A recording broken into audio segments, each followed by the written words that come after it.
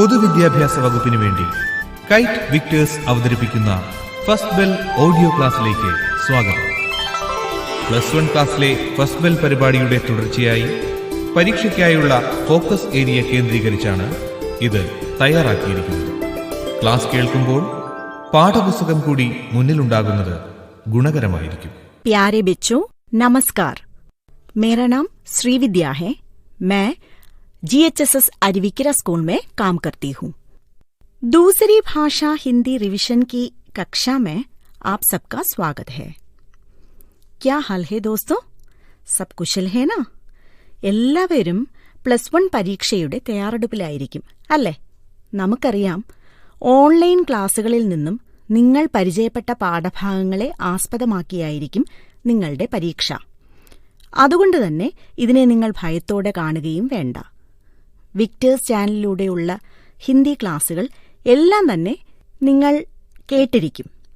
തീർച്ചയായും അതിലൂടെ തന്നെ ഹിന്ദി ചോദ്യങ്ങളുടെ രൂപരേഖയും നിങ്ങൾ ഒരു പരിധിവരെ മനസ്സിലാക്കി കാണും. എങ്കിലും ഈ പരീക്ഷയിൽ സാധാരണ ചോദിക്കാൻ സാധ്യതയുള്ള ചോദ്യങ്ങളാണ് നമ്മളിവിടെ പരിചയപ്പെടാൻ പോകുന്നത്. ടെക്സ്റ്റിലെ പാഠങ്ങൾ നിങ്ങൾ പരിചയപ്പെട്ടിട്ടുണ്ടാകും അല്ലേ? ഇനി പാഠപുസ്തകത്തിലെ കുറച്ച് പാഠങ്ങളെ നമുക്ക് വിശദമായി നോക്കാം. ദോസ്തോ, സപ്നെ സുഹാനെ എന്ന 1ാം യൂണിറ്റിൽ നിന്നും ശ്രീ സുകേഷ് സാഹിനി എഴുതിയ അനുതാപ് എന്ന ലഘുകഥ, തുടർന്ന് ശ്രീ ജയശങ്കർ പ്രസാദ് ജി എഴുതിയ കവിത മധുഋതു, ശ്രീമതി ചിത്ര മുദ്ഗൽ എഴുതിയ ജുലൂസ് എന്ന നാടക രൂപാന്തരം, ചാന്ദ് സിത്താരെ എന്ന 2ാം യൂണിറ്റിൽ നിന്നും കബീർദാസിന്റെ ദോഹയും, ജാൻ പെഹചാൻ എന്ന 3ാം യൂണിറ്റിൽ നിന്നും ശ്രീ അനന്തഗോപാൽ ഷേവ്ഡെ എഴുതിയ എസ്സേ ആനന്ദ് കി ഫുൽച്ചെടിയാം എന്നതും, ശ്രീ ചന്ദ്രകാന്ത് ദേവതാലെ എഴുതിയ പത്ഥർ കി ബേൻസ് എന്ന പാഠങ്ങളിൽ നിന്നുമുള്ള ചോദ്യങ്ങളെക്കുറിച്ച് നമുക്ക് പരിചയപ്പെടാം. ശ്രീ സുകേഷ് സാഹിനി എഴുതിയ ലഘുകഥയാണ് അനുതാപ്. കഥ ഇങ്ങനെ: ഓഫീസിൽ പോകുവാൻ ബാബുജി അസ്ലം എന്ന റിക്ഷക്കാരന്റെ റിക്ഷയെയാണ് ദിവസവും പ്രതീക്ഷിച്ചിരുന്നത്. ലേക്കിൻ ഉസ് ദിൻ नए रिक्शे वाले ने खबर दिया कि असलम अब नहीं रहा. पिछले दिन बाबूजी को दफ्तर पहुंचाकर उसने रास्ते में ही दम तोड़ दिया. यह सुनकर बाबूजी को शौक सा लगा. അന്വേഷിച്ചപ്പോൾ മനസ്സിലാക്കാൻ കഴിഞ്ഞത് അസ്ലം കി ദോനോ ഗുർദോ മേ ഖരാബി ഥി. അപ്പോഴാണ് ബാബുജിക്ക് കഴിഞ്ഞ ദിവസത്തെ കാര്യങ്ങൾ മനസ്സിൽ ഓർമ്മ വന്നത്. റിക്ഷ ചലാത്തെ വക്ത് असलम बुरी तरह हाँफ रहा था. उसे रिक्शा चलाने में परेशानियां हो रही थी. പക്ഷെ ബാബുജിയുടെ മനസ്സിൽ പെട്ടെന്ന് റിക്ഷയിൽ നിന്നും ഇറങ്ങണമോ എന്ന് തോന്നി. पर ऐसा नहीं किया क्योंकि उसे लगा कि ये लोग नाटक भी खूब कर लेते हैं. പക്ഷെ ഇന്ന് അസ്ലമിന്റെ മരണവാർത്ത ബാബുജിയെ അസ്വസ്ഥനാക്കി. अपने व्यवहार पर वो पछताने लगा. इसी याद में नए रिक्शे वाले के रिक्शे से वो उतरा और एक अपराधी की भांति सिर चुकाए पैदल चलने लगा. വളരെ ഹൃദയസ്പർശിയും നമ്മുടെ മാനസിക വൈകാരിക തലങ്ങളെ തൊട്ടുണർത്തുന്നതുമായ ഒരു കഥയാണിത്. കഥയുമായും കഥാപാത്രങ്ങളുമായും ബന്ധപ്പെട്ട ഒറ്റവാക്കിൽ എഴുതാവുന്ന ചോദ്യങ്ങൾ ഇതിലേറെയാണ്. നമുക്ക് അതൊന്ന് നോക്കാം. അനുതാപ് കിസ് വിധാ കി രചന ഹെ? हाँ, लघु कथा. अगला है, अनुताप के रचयिता कौन है? कौन है? हाँ, सुकेश साहनी. असलम कौन है बताइए? हाँ, रिक्शे वाला. बाबूजी रोज कहाँ जाते थे? हाँ, दफ्तर जाते थे. मर जाना समानार्थी शब्द क्या है? जी हाँ, दम तोड़ना. अगला प्रश्न है, ये लोग नाटक भी खूब कर लेते हैं. इनके साथ हमदर्दी जताना बेवकूफी होगी. ऐसा किसने सोचा? यात्री ने. अगला है, वो किसी अपराधी की भांति सिर झुकाए रिक्शे के साथ साथ चल रहा था. कौन? हाँ, यात्री. असलम की बीमारी क्या थी? हाँ, दोनों गुर्दों में खराबी. अगला प्रश्न है, इनके साथ हमदर्दी जताना बेवकूफी होगी. यहाँ यात्री का कौन सा मनोभाव प्रकट होता है? हाँ, मजदूरों के प्रति उपेक्षा का भाव। आमादा हो जाना समानार्थी शब्द क्या है? हाँ, तैयार हो जाना। अगला प्रश्न है, उसे शौक सा लगा। किसे? हाँ, बाबूजी को। उसने रास्ते में ही दम तोड़ दिया। कौन? ഹാം അസ്ലം. ഇനി ഇതുകൂടാതെ ഒന്നോ രണ്ടോ വാക്യത്തിൽ ഉത്തരം എഴുതേണ്ട ചോദ്യങ്ങളും ചോദിക്കാം. ഉദാഹരണത്തിന്, യാത്രീനെ അസ്ലം സെ ഹംദർദി നഹീ ജതായി. ക്യോं? हाँ, यात्री ने सोचा कि ये लोग नाटक भी खूब कर लेते हैं, इसलिए वो रिक्शे से नहीं उतरा. अगला प्रश्न है, उसे शौक सा लगा. किसे और क्यों? हाँ, यात्री को शौक सा लगा असलम की मृत्यु की खबर सुनकर. अगला है, वो किसी अपराधी की भांति रिक्शे के साथ सिर झुकाए चल रहा था. क्यों? हाँ, यात्री ने असलम से हमदर्दी नहीं जताई. वो अपने को असलम की मृत्यु का जिम्मेदार मानता है. उसका मन पश्चाताप से भर गया, इसलिए वो किसी अपराधी की भांति सिर झुकाए रिक्शे के साथ साथ चल रहा था.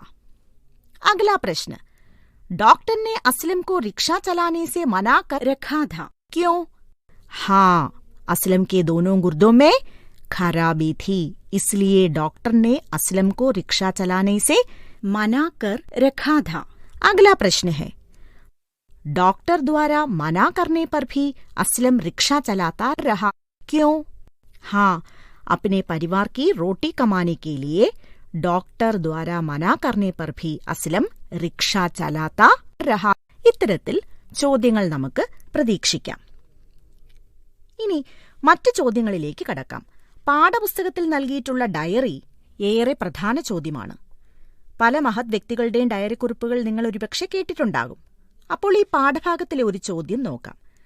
यात्री का मन संघर्ष से भरा था. वो अपना संघर्ष डायरी में लिख रहा है. वो डायरी लिखे. ഇതിനെ നൽകിയിട്ടുള്ള സഹായ സൂചകങ്ങൾ असलम की मृत्यु की खबर, असलम के प्रति अपना व्यवहार, हमदर्दी का अभाव, പശ്ചാത്താപ സെ ഉത്പന്ന അനുതാപ്. അപ്പോൾ ഒരു ഡയറി എഴുതുമ്പോൾ എന്തൊക്കെ കാര്യങ്ങൾ ശ്രദ്ധിക്കണം? हाँ, घटना की सूचना है, संवेदना की अनुभूति है, आत्मसंघर्ष की अभिव्यक्ति है, ആത്മപരക് ശൈലി है. അപ്പോൾ ഇനി നമുക്കൊരു ഡയറിയുടെ മോഡൽ നോക്കാം. तारीख, आज असलम नहीं रहा. नए रिक्शे वाले से उसकी मृत्यु की खबर सुनकर मुझे शौक सा लगा. क्या कहूं, गलती हो गई. मैंने उस पर दया नहीं की. अब क्या करूं? असलम ने 2-1 बार इसके बारे में बताया था, लेकिन मैंने उसका सुना अनसुना किया. उस समय शायद मुझे क्या हुआ था, इतना अमानवीय था मैं. आज मैं रिक्शे से उतरकर चला. उसके प्रति मेरी ശ്രദ്ധാഞ്ജലി. ഡയറി എന്ന പ്രധാന ചോദ്യം കൂടാതെ ഈ പാഠഭാഗത്തിൽ തന്നെ മറ്റു ചില പ്രധാന ചോദ്യങ്ങൾ കൂടി പ്രതീക്ഷിക്കാം. ഉദാഹരണത്തിന്, ഒരു കത്ത്. കത്തിന്റെ മാതൃക നോക്കൂ. സ്ഥാൻ, താരീഖ്. പ്രിയ രമേശ്, तुम कैसे हो? घर में सब कुशल है ना? बच्चे कैसे हैं? सबको मेरा प्यार. अरे यार, बहुत दिनों के बाद आज मैं कुछ परेशान हूं. पता नहीं क्या हो रहा है. यार, कुछ दिनों से मैं असलम नामक एक रिक्शे वाले के रिक्शे से दफ्तर चलता था. कल उसे रिक्शा चलाते वक्त बहुत परेशान लग रहा था. आगे की चढ़ाई में वो बुरी तरह कराह रहा था, पर मैंने सोचा कि ये सब इनका नाटक है. पर आज मुझे खबर मिली कि उसकी मृत्यु हुई है. मुझे लग रहा है कि मैं ही उनकी मृत्यु का कारण हूं. मैं क्यों ऐसा निर्दय हुआ, पता नहीं. अब मैं समाप्त करता हूं. शुभरात्रि. तुम्हारा मित्र പത. അപ്പോൾ ഒരു കത്ത് എഴുതുന്നത് എങ്ങനെയെന്ന് നമ്മൾ കേട്ടു. ചോദ്യം ഇതാണ്. ഉസ് ദിൻ യാത്രി കാ മൻ दुखी एवं बेचैन था। उसके मन में वो सारी घटनाएं याद आई। इसके बारे में वो अपने मित्र को एक पत्र लिखता है। वो पत्र लिखे. ഇതിനോടൊപ്പം സഹായ സൂചകങ്ങൾ കൂടി നൽകിയിരിക്കും. അതൊന്ന് നോക്കാം. असलम की मृत्यु की खबर, असलम के प्रति अपना व्यवहार, हमदर्दी न होना, अपराध बोध से उत्पन्न अनुताप. ഇനി കത്തെഴുതുമ്പോൾ എന്തൊക്കെ കാര്യങ്ങൾ ശ്രദ്ധിക്കണം? स्वाभाविक शुरुआत है, विषय वस्तु की पहचान है, उचित भाषा शैली है, पत्र की रूपरेखा है. ഇനി അടുത്ത ചോദ്യത്തിലേക്ക് കടക്കാം. പാഠഭാഗത്തെ ആസ്പദപ്പെടുത്തി ഉപന്യാസം എഴുതുവാനും ചോദിക്കാറുണ്ട്. ഉദാഹരണത്തിന് अनुताप कहानी के आधार पर अपने सहजीवियों के प्रति समानता का भाव विषय पर एक लेख तैयार करें. सहाय सूचकങ്ങൾ समानता से तात्पर्य, समानता से लाभ, समानता का महत्व, सामाजिक समानता की सोच. ഈ തന്നിരിക്കുന്ന സഹായ സൂചകങ്ങൾ ഉൾക്കൊള്ളിച്ചുകൊണ്ടാണ് ഒരു ഉപന്യാസം തയ്യാറാക്കേണ്ടത്. ഉപന്യാസം എഴുതുമ്പോൾ എന്തൊക്കെ കാര്യങ്ങൾ ശ്രദ്ധിക്കണം? भूमिका है, सभी बिंदुओं को समेकित किया है, अपना दृष्टिकोण व्यक्त किया है और उपसंहार है. समझ गए? അപ്പൊ അതുപോലെ अपना विचार प्रकट करे എന്നുള്ള ചോദ്യവും ഇതിൽ നിന്നും പ്രതീക്ഷിക്കാം. अपना विचार प्रकट करे. ഇനി ഈ പാഠത്തിൽ നിന്നും ചോദിക്കാവുന്ന ഒരു ചോദ്യം കൂടി നമുക്ക് നോക്കാം. ലേഖകന്റെ അല്ലെങ്കിൽ കവിയുടെ ബയോഡേറ്റ നൽകിയിരിക്കും. അതിലെ വിവരങ്ങൾ ഉൾക്കൊള്ളിച്ചുകൊണ്ട് ഒരു ഖണ്ഡിക അല്ലെങ്കിൽ പാരഗ്രാഫ് തയ്യാറാക്കുക. ചോദ്യം ഇതാണ്: जीवन वृत्त पढ़े और सुकेश साहनी के बारे में एक अनुच्छेद तैयार करें. नाम सुकेश साहनी, जन्म सन 1956, लखनऊ. प्रमुख रचनाएं डरे हुए लोग, ठंडी रजाई, माइमा और अन्य कहानियां, खलील जिब्रान की लघुकथाएं. पुरस्कार: डॉक्टर परमेश्वर गोयल लघुकथा सम्मान, माता शर्बती देवी पुरस्कार, ഡോക്ടർ മുരളി മനോഹർ ഹിന്ദി സാഹിത്യക് സമ്മാൻ. ഇനി ഇതിന്റെ ഒരു മാതൃക നോക്കിയാലോ. സുകേഷ് സാഹ്നി. श्री सुकेश साहनी जी का जन्म सन 1956 को लखनऊ में हुआ था. वे हिंदी साहित्य के जाने माने लेखक हैं. डरे हुए लोग, ठंडी रजाई, महिमा और अन्य कहानियां, खलील जिब्रान की लघुकथाएं आदि उनकी प्रमुख रचनाएं हैं. डॉक्टर परमेश्वर गोयल लघुकथा सम्मान, माता शर्बती देवी पुरस्कार, डॉक्टर मुरली मनोहर हिंदी साहित्यक सम्मान आदि से वे सम्मानित हुए. ഇതുപോലെ എല്ലാ പാഠഭാഗങ്ങളിലെയും സാഹിത്യകാരന്മാരുടെ ബയോഡേറ്റ ചോദിച്ചുകൊണ്ടുള്ള ചോദ്യം പ്രതീക്ഷിക്കാം. ഇപ്പോൾ ഈ പാഠത്തിൽ ചോദിക്കുന്ന ചോദ്യങ്ങളെക്കുറിച്ച് മനസ്സിലായി കാണുമെന്ന് വിശ്വസിക്കുന്നു. ഇതുകൂടാതെ വേറെ വ്യവഹാര രൂപങ്ങളിലെ ചോദ്യങ്ങൾ, അതായത് സംക്ഷേപൻ, വാർത്താലാപ്, അനുവാദ് തുടങ്ങിയവയും ചോദിക്കാം. അത് മറ്റു പാഠങ്ങളിൽ നമുക്ക് വിശദീകരിച്ചു നോക്കാം. ഇനി അടുത്ത പാഠത്തിലേക്ക്. ഇപ്പോൾ നിങ്ങൾ കേട്ടുകൊണ്ടിരിക്കുന്നത് ഫോക്കസ് ഏരിയ അധികരിച്ചുള്ള കൈറ്റ് വിക്ടേഴ്സ് തയ്യാറാക്കിയ first bell audio class. Shri Jaishankar Prasad എഴുതിയ മധുരതു എന്ന ഛായാവാദി കവിതയാണ് അടുത്തത്. ഛായാവാദി യുഗത്തിലെ കവിതകളുടെ പ്രത്യേകതകൾ നിങ്ങൾ പഠിച്ചു കാണും അല്ലേ? ശ്രീ ജയശങ്കർ പ്രസാദിന്റെ ലഹർ എന്ന കാവ്യസമാഹാരത്തിൽ നിന്നും എടുത്തിട്ടുള്ള ഒരു കവിതാഭാഗമാണിത്. ഇനി കവിതയുടെ ആശയത്തിലേക്ക് കടക്കാം. മധുരതു എന്ന വാക്കിന്റെ അർത്ഥം വസന്തകാലം എന്നാണ് അല്ലേ? ഋതുക്കളുടെ രാജാവാണ് വസന്തഋതു. ക്യോങ്കി വസന്തകാൽ മേം പ്രകൃതി അപ്നെ കോ സാജ് ശൃംഗാർ കർത്തി ഹെ.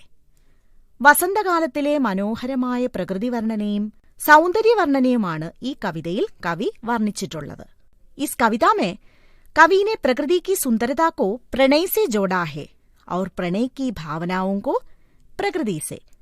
വസന്തകാലം എല്ലാവരുടെയും മനസ്സിൽ സ്നേഹവും പ്രണയവും ഉണർത്തുന്നു അല്ലേ? അപ്പോൾ ഇനി കവിതയുടെ ആദ്യത്തെ 8 വരികളുടെ അർത്ഥം നോക്കാം. അരെ ആഗയി ഹേ ഭൂലി സി, യ മധുരതു ദോ ദിൻ കോ, ചോട്ടി സി കുട്ടിയാ മേ രച്ച് ദൂം, നയി വ്യഥാ സാഥിൻ കോ, वसुधा नीचे ऊपर नभ हो, नीड अलग सबसे हो, छाड़ खंड के चिर पदछट में भागो सूखे तिनको. अपनी जिंदगी में कुछ दिन के लिए पथ भूलकर आई वसंत रूपी प्रणयिनी को कवि अपने मन में कुटिया रचकर बसा लेंगे. കുറച്ചു ദിവസത്തേക്ക് വഴിതെറ്റി തന്റെ ജീവിതത്തിലേക്ക് വന്ന വസന്ത ഋതുവാകുന്ന പ്രണയിനിയെയും പ്രണയത്തെയും കവി തന്റെ മനസ്സിൽ കുടിയിരുത്തും എന്നാണ് പറയുന്നത്. कवि कहते हैं, प्रेम का नीड भूमि और आकाश से अलग रहता है. प्रणयहीन दिल से जंगल के कोई पतझट में भागने को कवि कहते हैं. തന്റെ മനസ്സിലെ പ്രണയലോകത്ത് നിരാശകൾക്ക് ഒരു സ്ഥാനവുമില്ല. ആയതിനാൽ താൽപര്യപ്പെടുന്നു.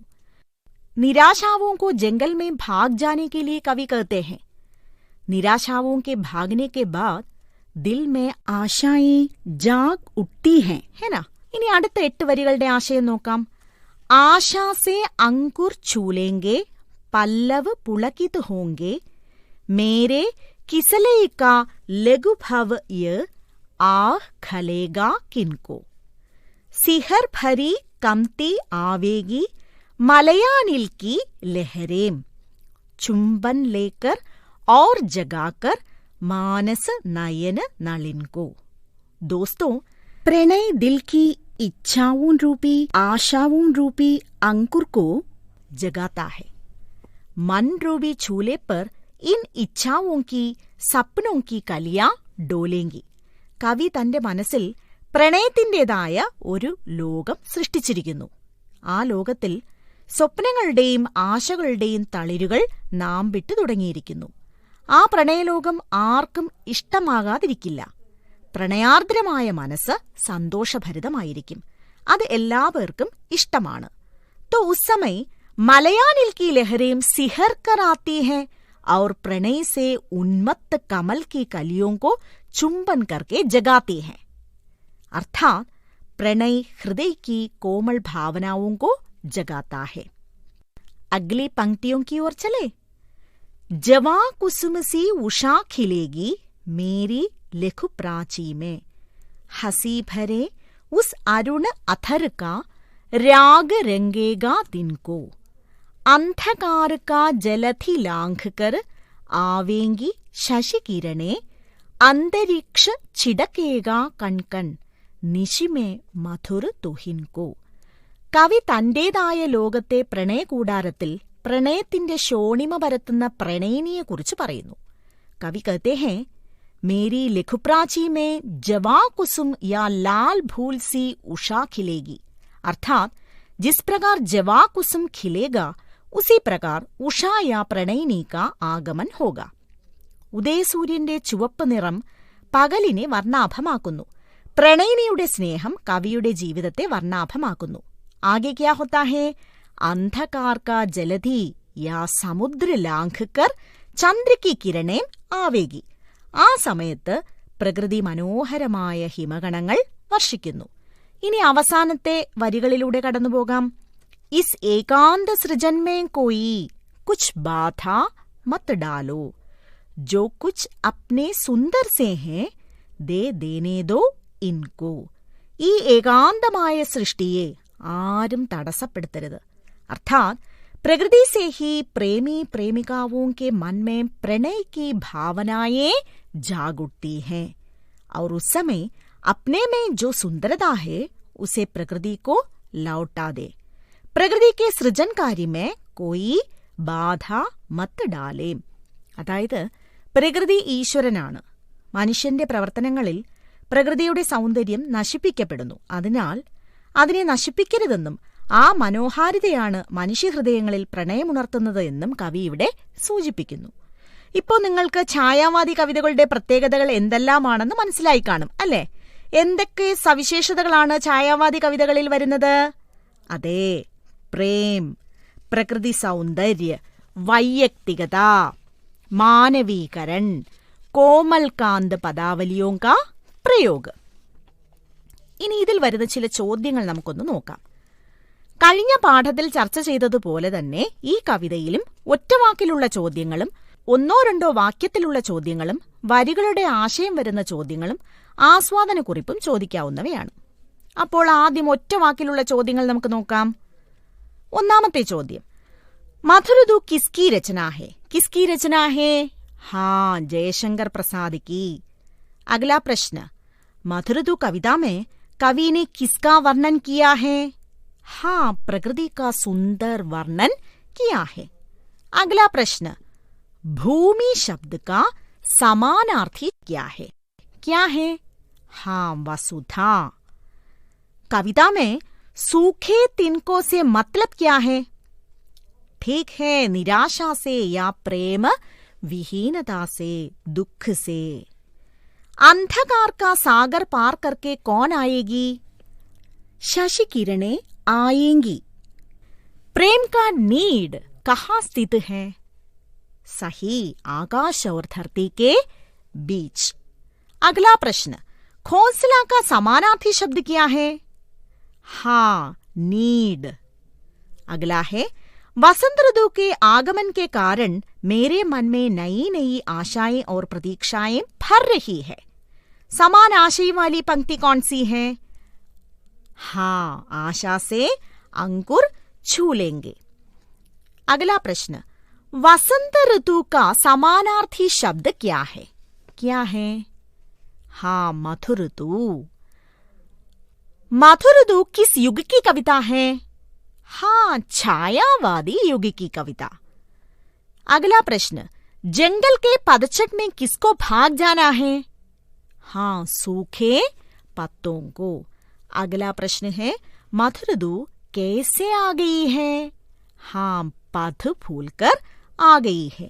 इതുപോലെ ജംഗൽ, ആകാശ്, കിസലൈ, ആങ്ക്, കമൽ, പ്രഭാത്, സമുദ്ര, ചാന്ദ്, രാത് തുടങ്ങിയവയുടെ സമാനാർത്ഥി ശബ്ദ പ്രധാനപ്പെട്ടവയാണ്. ഇനി ഒന്നോ രണ്ടോ വാക്യത്തിൽ ഉത്തരം എഴുതുവാനുള്ള ചോദ്യങ്ങളും കൂടി നോക്കാം. उषा शब्द किन किन की ओर इशारा करता है? प्रकृति में लालिमा लेकर आने वाली उषा प्रेमिका के रूप में जीवन में सौंदर्य की लालिमा लेकर आती है. अगला प्रश्न, मधुरधु रूपी प्रेमिका क्यों भूली भटकी सी आई है? हाँ, प्रेमिका के मन में प्रेमी के प्रति तीव्र अनुराग है. दिल में प्रणय छिपाकर वो भूली भटकी सी आ रही है. अगला प्रश्न है, भागो सूखे तिनको. इससे तात्पर्य क्या है? हाँ, वसंत ऋतु में पतझड़ के सूखे तिनकों का कोई स्थान नहीं होता. ठीक उसी प्रकार प्रणयातुर दिल में दुख और निराशा का भी कोई स्थान नहीं. कुछ बाधा मत डालो. कवि ऐसा क्यों कहता है? हाँ, वसंत काल अपनी संपूर्ण भंगिमा के साथ प्रकृति में छा रहा है. इस एकांत सृजन कार्य में किसी भी प्रकार की बाधा नहीं होनी चाहिए. वसंत काल में वसंत और प्रकृति अपने सुंदरतम चीजों को बिना मांगे आपस में സമർപ്പിത് करती है. ഇതുകൂടാതെ കവിതയിൽ ചോദിക്കുന്ന ഒരു ചോദ്യമാണ് അതിന്റെ ആസ്വാദനക്കുറിപ്പ്. കവിതയിലെ കുറച്ച് വരികൾ തന്നിട്ട് അതിനെ ആസ്പദമാക്കി ആസ്വാദനക്കുറിപ്പ് എഴുതുവാൻ ചോദിക്കാം. ഉദാഹരണത്തിന് ആദ്യത്തെ 8 വരി തന്നെ നോക്കാം. അരേ ആ ഗയി ഹേ ഭൂലി സി യേ മധുരതു ദോ ദിൻ കോ छोटी सी कुटिया मैं रच दूं नई व्यथा साथिन को वसुधा नीचे ऊपर नभ हो नीड अलग सबसे हो झारखंड के चिर पतझड़ में भागो सूखे तिनको. അപ്പോൾ ആസ്വാദനക്കുറിപ്പ് എഴുതുമ്പോൾ എന്തൊക്കെ കാര്യങ്ങൾ ശ്രദ്ധിക്കണമെന്ന് നമുക്ക് നോക്കാം. कवि का परिचय, कविता की काव्यधारा और रचनाकाल की सूचना, कविता का सार, अपने दृष्टिकोण में कविता का विश्लेषण. എന്നാൽ നമുക്കൊരു ആസ്വാദനക്കുറിപ്പ് എങ്ങനെ എഴുതുമെന്ന് നോക്കിയാലോ. श्री जयशंकर प्रसाद की लिखी छायावादी कविता है मधुरधु. प्रस्तुत कविता में कवि ने वसंत काल के आगमन का सुंदर चित्रण किया है. वसंत ऋतु 2 दिन के लिए आ गई है. कवि को ऐसा लगता कि वो पथ भूलकर आ गई है. कवि अपने दिल में उसके लिए एक छोटी सी कुटिया बना देते हैं. आकाश और धरती के बीच वो प्रेम का नीड स्थित है. इस अवसर पर प्रेम विहीन लोगों का वहां कोई स्थान नहीं है. उनको जंगल में भाग जाना है. कविता में प्रकृति और मानवीय अनुभूतियों का सुंदर चित्रण है। इसमें ഛായാവാद की सभी विशेषताएं दर्शनीय है. ഇങ്ങനെ നമുക്കൊരു ആസ്വാദനക്കുറിപ്പ് തയ്യാറാക്കാം. ഇത് കൂടാതെ കവിതാംശ് പഠ്കർ ആശയ വ്യക്ത് കരേം എന്ന ചോദ്യവും പ്രതീക്ഷിക്കാം. ഉദാഹരണത്തിന്, ഇസ് ഏകാന്ത സൃജൻ में कोई कुछ बाधा मत डालो, जो कुछ अपने सुंदर से है दे देने दो इनको. ഈ വരികൾ വെച്ചുകൊണ്ട് ആശയം വ്യക്തമാക്കണം. പ്രിയപ്പെട്ട കുട്ടികളെ, കഴിഞ്ഞ പാഠഭാഗത്തിൽ നമ്മൾ ചർച്ച ചെയ്ത ജീവൻ വൃത്ത് പഠ്കർ അനുച്ഛേദ് തയ്യാർ കരേം എന്ന ചോദ്യവും ഈ പാഠത്തിൽ നിന്നും പ്രതീക്ഷിക്കാം. ഇപ്പോൾ നിങ്ങൾ കേട്ടുകൊണ്ടിരിക്കുന്നത് ഫോക്കസ് ഏരിയ അധികരിച്ചുള്ള കൈറ്റ് വിക്ടേഴ്സ് തയ്യാറാക്കിയ ഫസ്റ്റ് ബെൽ ഓഡിയോ ക്ലാസ്. ഇനി നമുക്ക് അടുത്ത 2 പാഠങ്ങൾ, അതായത് ജുലൂസ് ഔർ ദോഹെ, ഈ പാഠങ്ങളിൽ നിന്നും പരീക്ഷയ്ക്ക് ചോദിക്കാവുന്ന ചോദ്യങ്ങൾ പരിചയപ്പെടാം. ആദ്യം നമുക്ക് ജുലൂസ് എന്ന നാട്യരൂപാന്തർ എന്താണെന്ന് നോക്കാം. കഹാനി സമ്രാട്ട് പ്രേംചന്ദ് की कहानी है जुलूस. चित्रा मुद्गल ने इस कहानी का नाट्य रूपांतरण किया. അതെ, കഥാചക്രവർത്തിയായ പ്രേംചന്ദിന്റെ ജുലൂസ് എന്ന കഥയെ ചിത്ര മുദ്ഗൽ നാടകാവിഷ്കരണം ചെയ്തിരിക്കുന്നു. ഇനി നമുക്ക് അതിലെ കഥാപാത്രങ്ങൾ ആരൊക്കെയാണെന്ന് നോക്കാം. മൈക്കു, ശംഭുനാഥ്, ദീൻദയാൽ, इब्राहिम अली, बीरबल सिंह और कैलाश इस नाट्य रूपांतर के प्रमुख पात्र हैं. अब हम जुलूस नाट्य रूपांतर के सारांश की ओर जाएंगे. ശംഭുനാഥ്, ദീൻദയാൽ, മൈക്കു എന്നിവരുടെ സംഭാഷണത്തോടുകൂടിയാണ് നാടകം ആരംഭിക്കുന്നത്. ഈ 3 പേരും വഴിയരികിൽ കച്ചവടം നടത്തുന്നവരാണ്. ഇബ്രാഹിം അലി സ്വതന്ത്രതാ സേനാനിയോं का नेता है. മാത്രവുമല്ല, ആദർശധീരനായ ഒരു രാജ്യസ്നേഹി കൂടിയാണ്. ബീർബൽ സിംഗ് ജല്ലാദ് ദാരോഗ ഹെ. ബീർബൽ സിംഗ് ക്രൂരനായ ഒരു പോലീസ് ഇൻസ്പെക്ടറാണ്. ജാഥ തടഞ്ഞ ബീർബൽ സിംഗ് ഇബ്രാഹിം അലിയെ ചോദ്യം ചെയ്യുന്നു. അദ്ദേഹം ഇബ്രാഹിം അലിയെ ലാത്തി കൊണ്ടടിച്ച് മുറിവേൽപ്പിക്കുന്നു. തന്റെ കുതിരകളെ ഉപയോഗിച്ച് ബീർബൽ സിംഗ് ഇബ്രാഹിം അലിയെ ചവിട്ടിമെതിക്കുന്നു. ബീർബൽ സിംഗിന്റെ ഈ ക്രൂരത ജനങ്ങളെ കൂടുതൽ അസ്വസ്ഥരാക്കുന്നു. സമരത്തിൽ പങ്കെടുക്കാൻ മടിച്ചവരും ജാഥയിലേക്ക് എത്തിച്ചേരുന്നു. മൈക്കു, ശംഭുനാഥ് और ദീൻദയാൽ ജുലൂസ് में भाग लेने आए. ഇത് കണ്ട് ബീർബൽ സിംഗ് പിൻവാങ്ങുന്നു. കൈലാസ് ഇബ്രാഹിം അലിക്ക് വേണ്ടി സ്ട്രക്ചർ തയ്യാറാക്കുവാൻ പറയുന്നു. ഇബ്രാഹിം അലി പറയുന്നു, ആളുകളുടെ മനോഭാവത്തിൽ വന്നിട്ടുള്ള ഈ മാറ്റം തന്നെയാണ് യഥാർത്ഥ വിജയം. എന്തായാലും നാം നമ്മുടെ ലക്ഷ്യത്തിലെത്തുമ്പോൾ സ്വാതന്ത്ര്യത്തിന്റെ സൂര്യൻ ഉദിക്കും. കഥ മനസ്സിലായല്ലോ? ഈ പാഠത്തിന്റെ കഥയെയും കഥാപാത്രങ്ങളെയും കുറിച്ച് മനസ്സിലാക്കിയാൽ വളരെ പെട്ടെന്ന് ഉത്തരങ്ങൾ എഴുതുവാൻ കഴിയും. ഇനി നമുക്കിതിൽ നിന്നുള്ള ചോദ്യങ്ങളൊന്ന് പരിചയപ്പെടാം. ഒന്നാമത്തെ ചോദ്യം, ജുലൂസ് കിസ് വിധാ കി രചന ഹേ? നാട്യരൂപാന്തർ. സംശയിക്കേണ്ട കാര്യമില്ല. ജുലൂസ് പ്രേംചന്ദിന്റെ കഥയാണെങ്കിലും നമുക്ക് പഠിക്കേണ്ട പാഠം ചിത്ര മുദ്ഗൽ കാ നാട്യരൂപാന്തർ ഹെ. അപ്പോൾ ഇങ്ങനെയും ഒരു ചോദ്യം ചോദിക്കാം, ജുലൂസ് കഹാനി കാ നാട്യരൂപാന്തരൻ കിസ്നെ കിയാ? ചിത്ര മുദ്ഗൽ ने. അടുത്ത ചോദ്യം, സ്വരാജിയോं का मकसद क्या है? മക്സദ് ശബ്ദ കാ അർത്ഥ ഹെ ഉദ്ദേശ്യ. എന്തായിരിക്കും സ്വരാജിയോं का मकसद क्या है? സ്വതന്ത്രത പാന. സ്വതന്ത്രതാ സേനാനിയോं का नेता कौन है? പറയൂ, സ്വതന്ത്രതാ സേനാനിയോं का नेता कौन है? इब्राहिम अली. बीरबल सिंह कौन है? बीरबल सिंह नया दारोगा है. बीरबल सिंह कैसा आदमी है? वो जल्लाद है. माइकू की नजर में बड़ा आदमी कौन है? माइकू की नजर में बड़ा आदमी कौन है? महात्मा गांधी जी. जुलूस निकालने से स्वराज मिल जाता तो कब का मिल गया होता? ये किसका कथन है?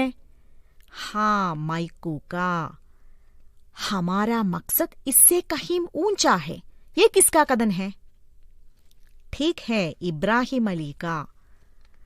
हमारा बड़ा आदमी तो वही है जो लिंगोटी बांधे नंगे पाव घूमता है, ये किसका कथन है? जी हाँ, മൈക്കു का. അപ്പോൾ ഈ പാഠത്തിൽ നിന്നും ഇത് കൂടാതെ സമാനാർത്ഥി ശബ്ദ ചോദിക്കാനുള്ള സാധ്യതയുണ്ട്.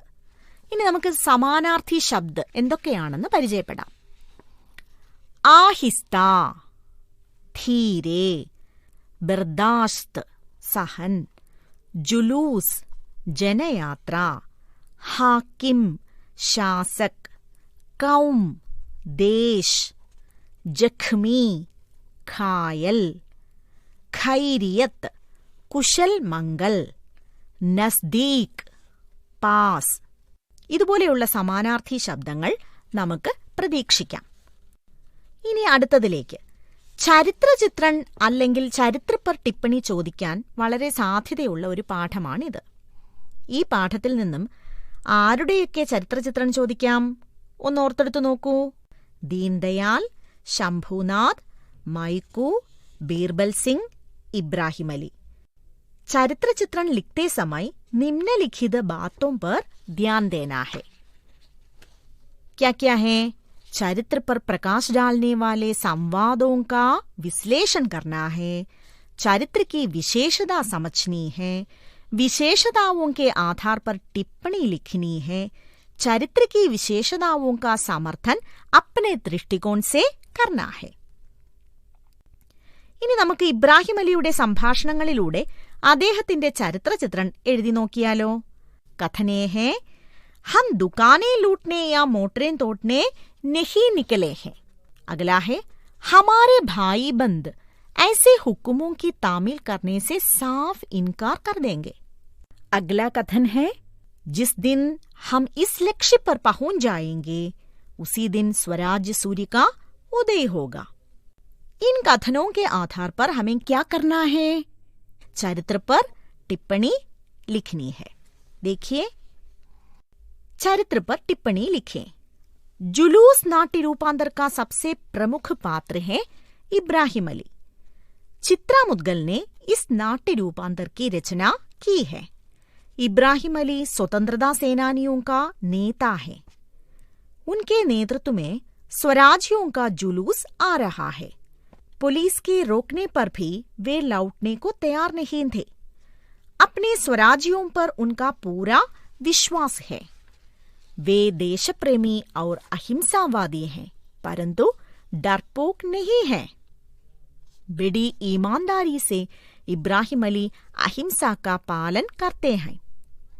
वे अपने देश के लिए जान बलिदान करने के लिए तैयार हो जाते हैं. उनका विश्वास है कि एक दिन स्वराज्य सूर्य का उदय होगा. इस प्रकार हम देख सकते हैं कि इब्राहिम अली में देशप्रेम, धीरता, अहिंसावाद, आत्मविश्वास, दृढ़ निश्चय आदि गुण सम्मिलित हैं. ഇതുപോലെ സംഭാഷണ ശകലങ്ങൾ വായിച്ച് ദീനദയാൽ, ശംഭുനാഥ്, മൈക്കു, ബീർബൽ സിംഗ് എന്നിവരുടെ ചരിത്രചിത്രം നമുക്ക് എഴുതാൻ കഴിയും. ഈ പാഠത്തിൽ നിന്നും ചിത്രാ മുദ്ഗൽ കെ ജീവൻ വൃത്ത് കെ ആധാർ പർ ടിപ്പണി ലിഖിയെ എന്ന ചോദ്യവും ചോദിക്കാൻ സാധ്യതയുണ്ട്. ജീവൻ വൃത്ത് അനുസരിച്ച് ഒരു ടിപ്പണി എങ്ങനെ എഴുതണമെന്ന് നമ്മൾ വിശദമായി നോക്കിയിരുന്നു. ഇവയെ കൂടാതെ ഈ പാഠത്തിൽ നിന്നും പോസ്റ്റർ, വിജ്ഞാപൻ മുതലായവ ചോദിക്കാനുള്ള സാധ്യതയുണ്ട്. ഇവയെക്കുറിച്ച് നമുക്ക് ചർച്ച ചെയ്യാം. അഗലാ പാഠ് ഹേ ദോഹെ. കബീർദാസ് के 5 दोहे हमें पढ़ने के लिए हैं. निर्गुण भक्तिकाल के प्रमुख कवि हैं कबीरदास. उनका जन्म काशी में हुआ. उनकी रचनाओं का संग्रह है बीजक. इसके 3 भाग हैं, साखी, सबद और रामायणी. उनकी रचनाओं में गुरु सेवा, राम नाम, सत्संग, समाज सुधार आदि कई भाव समन्वित हैं. उन्होंने जनभाषा का प्रयोग किया है. ഇനി നമുക്ക് കബീർദാസന്റെ വരികളിലൂടെ കടന്നുപോകാം. पहला दोहा. बुरा जो देखन मैं चला, बुरा न मिलिया कोई, जो दिल खोजऊं आपना, മുച്ച്സാ ബുറാ ന കോയി. ഈ ഭാഗത്തിൽ നിന്നും സമാനാർത്ഥി ശബ്ദ, ഭാവാർത്ഥ, വ്യാഖ്യ, ആശയലിഖേം अपना विचार प्रकट करें, एक वाक्य में उत्तर लिखेം, സമാന ആശയം വാലി പങ്ക്തി ലിഖേം എന്നിങ്ങനെയുള്ള ചോദ്യങ്ങൾക്ക് സാധ്യതയുണ്ട്. ആദ്യം നമുക്ക് സമാനാർത്ഥി ശബ്ദ നോക്കാം. കോയി, കോയി, ദേഖന്, ദേഖ്ന, ഖോജൗ, ഖോജതാ ഹേ, ആപ്ന, അപ്ന. അപ്പോൾ ഇനി നമുക്കതിന്റെ ഭാവം എന്താണെന്ന് നോക്കാമോ? കബീർദാസ് कहते हैं, बुरे व्यक्ति को देखने के लिए मैं निकला, लेकिन बुरा व्यक्ति न मिला. अपने दिल में खोजने पर मैंने समझा कि मुझ जैसा बुरा और कोई नहीं है. अर्थात मनुष्य अपनी बुराई को छिपाकर दूसरों की बुराई ढूंढते फिरते हैं. ഞാൻ മറ്റുള്ളവരുടെ കുറ്റങ്ങൾ കണ്ടുപിടിക്കുവാൻ നടന്നു. എനിക്ക് ആരുടെയും കുറ്റങ്ങൾ കണ്ടെത്താൻ കഴിഞ്ഞില്ല. ഞാൻ എൻ്റെ ഹൃദയത്തിലേക്ക് നോക്കിയപ്പോഴാണ് മനസ്സിലായത് എന്നേക്കാൾ കുറ്റക്കാരനായി മറ്റാരും ഇല്ലാന്ന്. दूसरों की बुराइयों पर ध्यान देने के पहले अपने आप को सुधारना जरूरी है. അപ്പോൾ ഇതിൽ നിന്നും ഒറ്റ വാക്കിലോ ഒന്നോ രണ്ടോ വാക്യങ്ങളിലോ ഉത്തരം എഴുതാവുന്ന ചോദ്യോത്തരങ്ങൾ പരിചയപ്പെടാം. कबीरदास किसे ढूंढने चले? हाँ, कबीरदास बुरे व्यक्ति को ढूंढने चले. अगला प्रश्न, अपना दिल खोजने पर कबीर को क्या पता चला? हाँ, अपना दिल खोजने पर कबीर को पता चला कि मुझ जैसा बुरा और कोई नहीं है. कबीरदास की राय में सबसे बुरा कौन है? हाँ, अपने में जो बुराई है उसे छिपाकर दूसरों की बुराई ढूंढने वाला ही सबसे बुरा है. तो बच्चों, इस दोहे का तत्व क्या है? जी हाँ, अपने को पहचानने वाला ही सच्चा ज्ञानी है. अब दूसरा दोहा, लेखुता से प्रभुता मिले, प्रभुता से प्रभु दूरी, चींटी ले शक्कर चली, हाथी के सिर धूरी. इसमें कबीरदास विनय के महत्व के बारे में बताते हैं. सादगी से महत्व बढ़ता है और इससे अहम का भाव दूर हो जाता है. हमारे मन में अहम है तो ईश्वर दूर हो जाता है. चींटी सबसे छोटी होने पर भी शक्कर लेकर चलती है, लेकिन सबसे बड़ा जानवर हाथी को अपने माथे पर धूली धारण करना पड़ता है. अहम दूर होने से महत्व बढ़ता है. വിനയത്തിലാണ് ദൈവീകത ഉള്ളത്. അഹങ്കാരത്തിൽ നിന്ന് ദൈവം ദൂരെ നിൽക്കുന്നു. ഉറുമ്പുകൾ പഞ്ചസാര കണ്ടാൽ അത് കൊണ്ടുപോകും, അല്ലേ? ആനയോ തലയിൽ പൊടിയാണ് വഹിക്കുന്നത്. ചെറിയ പ്രാണിയായ ഉറുമ്പിനെ ഇവിടെ വിനയമുള്ളവരുടെ പ്രതിനിധിയായിട്ടാണ് കവി പ്രതിപാദിച്ചിരിക്കുന്നത്. അഹങ്കാരം കൊണ്ട് ജീവിതത്തിൽ ഒന്നും നേടിയെടുക്കാൻ കഴിയില്ലെന്ന് കബീർദാസ് നമ്മെ ഓർമ്മിപ്പിക്കുന്നു. അപ്പോൾ ഇതിൽ ആദ്യം നമുക്ക് സമാനാർത്ഥി ശബ്ദം നോക്കാം. ലഘുത. എന്താണ് സമാനാർത്ഥി ശബ്ദ? സാദഗി, ദൂരി, ദൂർ, ധൂരി, ധൂളി. ഇനി ചോദ്യങ്ങളിലേക്ക്. महत्व कैसे मिलता है? हाँ, विनय से महत्व मिलता है. അടുത്ത ചോദ്യം, ईश्वर प्राप्ति कब हो सकती है? हाँ, जब हम विनम्र और सरल बनते हैं तब ईश्वर प्राप्ति हो सकती है. अगला प्रश्न है, इस दोहे का तत्व क्या है? हाँ, जीवन की शांति सादगी में है. അടുത്ത ചോദ്യം നോക്കൂ, चींटी के सिर पर क्या है? അതെ, ശക്കർ. അടുത്ത ചോദ്യം, हाथी के सिर पर क्या है? നിങ്ങൾ പറഞ്ഞത് ശരിയാണ്, ധൂളി. ഇപ്പൊ ഇങ്ങനെയുള്ള ചോദ്യങ്ങളും ചോദിക്കാം. ഇനി മൂന്നാമത്തെ കബീർദാസിന്റെ വരികളിലൂടെ കടന്നു പോകാം. दुख में सुमिरन सब करे, सुख में करे न कोई, जो सुख में सुमिरन करे तो दुख काहे होई. ഇതിലെ സമാനാർത്ഥി ശബ്ദങ്ങൾ എന്തൊക്കെയാണെന്ന് നോക്കാം. സുമിരൻ, സ്മരൺ, കാഹേ, ക്യോം, होय, होता है, कोई, कोई, करे, करता है. तो इस दोहे का अर्थ है, सुख और दुख जीवन के सत्य हैं। दुख के अवसर पर सब लोग ईश्वर का स्मरण करते हैं, लेकिन सुख के अवसर पर वे ईश्वर को भूल जाते हैं। कबीरदास कहते हैं, सुख के अवसर पर भी ईश्वर की याद करें तो उन्हें दुख नहीं होगा. അതായത് ദുഃഖം വരുമ്പോൾ എല്ലാവരും ദൈവത്തെ ഓർക്കുന്നു അല്ലേ? സുഖത്തിൽ ആരും ദൈവത്തിനെ അല്ലെങ്കിൽ ഈശ്വരനെ ഓർക്കുന്നില്ല. സുഖത്തിലും ദൈവത്തെ ഓർക്കുന്നവന് ഒരിക്കലും ദുഃഖം ഉണ്ടാവുകയില്ലെന്നാണ് കബീർദാസ് പറയുന്നത്. ഈ വരികളിൽ നിന്നും ചോദിക്കാവുന്ന ചോദ്യങ്ങൾ നോക്കാം. लोग कब ईश्वर का स्मरण करते हैं? हाँ, दुख के अवसर पर लोग ईश्वर का स्मरण करते हैं. അടുത്ത ചോദ്യം, सुख में भी ईश्वर का स्मरण करने से क्या फायदा है? എന്താണ്? जीवन में कभी भी दुख नहीं होगा. अगला प्रश्न, दुखों को दूर करने के लिए क्या करना है? എന്താണ്? क्या करना है? सुख के अवसर पर भी ईश्वर का स्मरण करना है. ईश्वर स्मरण का महत्व ही इस दोहे का तत्व है, अल्ले? इस दोहे का तत्व क्या है? ईश्वर स्मरण का महत्व. इन्हीं അടുത്ത ചോദ്യം, जो सुख में सुमिरन करे तो दुख काहे होई? अपना विचार प्रकट करें. എങ്ങനെ എഴുതാം? सुख के समय पर ईश्वर का स्मरण करने वालों के जीवन में दुख का अनुभव नहीं होगा. इन्हीं അടുത്ത ചോദ്യം, इस दोहे का तत्व क्या है? हाँ, ईश्वर स्मरण का महत्व. ഇനി നാലാമത്തെ കബീർദാസിന്റെ വരികളിലൂടെ കടന്നുപോകാം. കാമി ക്രോധി ലാൽച്ചി ഇൻതേ ഭക്തി ന ഹോയി, ഭക്തി കരേ കോയി സൂർമ ജാതി ഭരൻ കുല് ഖോയി. ഇനി നമുക്ക് ആശയം നോക്കിയാലോ. कबीरदास के मत में कामी क्रोधी लालची के मन में भक्ति नहीं होती. जिस व्यक्ति में जाति वर्ण और कुल के बंधन को तोड़ने की क्षमता है वो सच्चा भक्त है.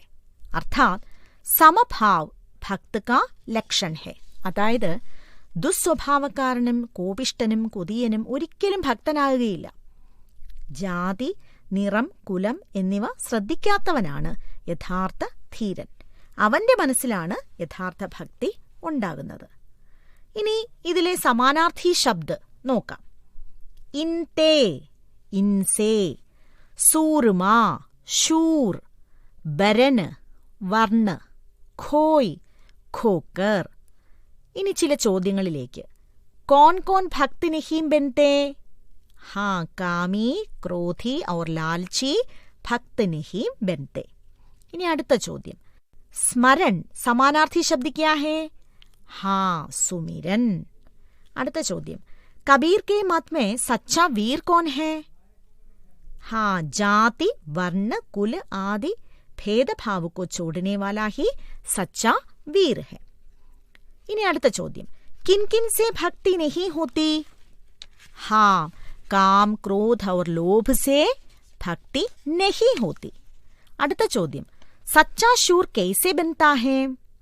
हाँ, जाति वर्ण और कुल की इच्छा का त्याग करने से सच्चा शूर बनता है. അടുത്ത ചോദ്യം, इस दोहे का तत्व क्या है? समभाव शूर का लक्षण है. सच्चे भक्त का मन काम, क्रोध, लोभ आदि बुरी वासनाओं से दूर रहता है. इन्हीं पांचवां दोहा, साई इतना दीजिए जामे कुटुंब समाय, मैं भी भूखा न रहूं साधु न भूखा जाए. ഇതിലെ സമാനാർത്ഥി ശബ്ദങ്ങൾ നോക്കാം. സായി സ്വാമി, जामे जिसमें, समाय संभाला जा सके. ഇനി നമുക്ക് ഈ വരികളുടെ ആശയം നോക്കാം. कबीरदास कहते हैं, मुझे इतना दीजिए जिससे मैं अपना परिवार चला सकूं. वे चाहते हैं कि घर में आने वाला कोई भी व्यक्ति भूखा न जाए. अर्थात जीवन की शांति सादगी में है. അതായത് കബീർദാസ് പറയുന്നത്, ദൈവമേ, എന്റെ കുടുംബത്തെ പോറ്റാനുള്ളത് മാത്രം നീ എനിക്ക് നൽകിയാൽ മതി. എനിക്കും എന്റെ വീട്ടിൽ വരുന്ന അതിഥിക്കും വിശക്കാതിരിക്കാൻ മാത്രമുള്ളത് നീ എനിക്ക് നൽകിയാൽ മതി. तो कबीरदास ईश्वर से क्या प्रार्थना करते हैं? हाँ, कबीरदास ईश्वर से प्रार्थना करते हैं कि मुझे इतना ही चाहिए जिससे मैं अपना परिवार का संरक्षण कर सकूं. അടുത്ത ചോദ്യം, दोहे का तत्व क्या है? क्या है? हाँ, अपने पास जो कुछ है उसमें ही खुश होना चाहिए. അപ്പോ പ്രിയപ്പെട്ട കുട്ടികളെ, കബീറിന്റെ വരികളുടെ ആശയം പറഞ്ഞു, വാക്കുകളുടെ അർത്ഥം പറഞ്ഞു. ഇനി ഈ പാഠത്തിൽ നിന്നും ചോദിക്കാവുന്ന മറ്റൊരു ചോദ്യമാണ് സമാന ആശയ വാലി പങ്ക്തിയാ ലിഖേ. അങ്ങനെയുള്ള ചോദ്യങ്ങൾ നമുക്ക് നോക്കാം. ചോദ്യം ഇതാണ്, ദുഃഖ് മേ സുമിരൻ കരേ സുഖ് മേ കരേ ന കോയി, ജോ സുഖ് മേ സുമിരൻ കരേ തോ ദുഃഖ് കാഹേ ഹോയ്. ഇസ് ദോഹേ സേ സുഖ് മേ കോയി സ്മരൺ നഹീ കർത്താ എന്ന ആശയം വരുന്ന വരി കണ്ടെത്തണം. तो സമാന ആശയ വാല ചരൺ ദോഹേ സേ ചുൻ ലേ. എന്തായിരിക്കും ഉത്തരം? അതെ, സുഖ് മേ കരേ ന കോയി അല്ലേ? ദുഃഖ് മേ സുമിരന് സബ് കരേ, സുഖ് മേ കരേ ന കോയി. ഇതുപോലുള്ള ചോദ്യങ്ങൾ നമുക്ക് പ്രതീക്ഷിക്കാം. अब हम देखें इन दोहों का आशय कैसे लिखें. एक उदाहरण देखें. ചോദ്യം ഇതാണ്, ലഘുതാ സേ പ്രഭുതാ മിലേ, प्रभुदा से प्रभु दूरी, चींटी ले शक्कर चली, हाथी के सिर धूरी. जीवन की शांति सादगी में है. अपना विचार प्रकट करें. ഇതിന്റെ ഉത്തരം എങ്ങനെ എഴുതാമെന്ന ഒരു മാതൃക നോക്കിയാലോ. ये दोहा निर्गुण भक्तिकाल के संत कवि कबीरदास का है. कबीरदास ज्ञानी थे.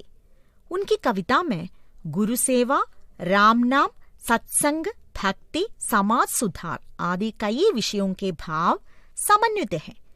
कबीरदास ने जन भाषा का प्रयोग किया है. इसमें कबीरदास विनय के महत्व के बारे में बताते हैं. सादगी से हमारा महत्व बढ़ता है और इससे अहम का भाव दूर हो जाता है. हमारे मन में अहम है तो ईश्वर दूर हो जाता है. चींटी सबसे छोटी होने पर भी शक्कर लेकर चलती है, लेकिन सबसे बड़ा जानवर हाथी को अपने माथे पर धूली धारण करनी पड़ती है. अहम के दूर होने से महत्व बढ़ता है. तो जीवन की शांति सादगी में है. यही इस दोहे का तत्व है. ഇനി കുട്ടികളെ, ഈ പാഠത്തിൽ നിന്നും കബീർദാസ് കെ ജീവൻ വൃത്ത് കെ ആധാർ പർ ടിപ്പണി ലിഖിയേ എന്ന ചോദ്യവും ചോദിക്കാം. ജീവൻ വൃത്ത് അനുസരിച്ച് ടിപ്പണി എങ്ങനെ എഴുതണമെന്ന് നമ്മൾ നേരത്തെ വിശദമായി പറഞ്ഞിരുന്നു. ഇതുപോലെ വളരെ ലളിതമായ രീതിയിലുള്ള ചോദ്യങ്ങളാണ് പരീക്ഷയ്ക്ക് ഉണ്ടാകുക. അതുകൊണ്ട് ശ്രദ്ധാപൂർവം ഇതിനുവേണ്ടി തയ്യാറെടുക്കുക. ഇപ്പോൾ നിങ്ങൾ കേട്ടുകൊണ്ടിരിക്കുന്നത് ഫോക്കസ് ഏരിയ അധികരിച്ചുള്ള കൈറ്റ് വിക്ടേഴ്സ് തയ്യാറാക്കിയ ഫസ്റ്റ് ബെൽ ഓഡിയോ ക്ലാസ്. ഇനി നമുക്ക് അടുത്ത 2 പാഠങ്ങൾ കൂടി ചർച്ച ചെയ്യാം. ഏതൊക്കെയാണ് പാഠങ്ങളെന്നറിയണ്ടേ?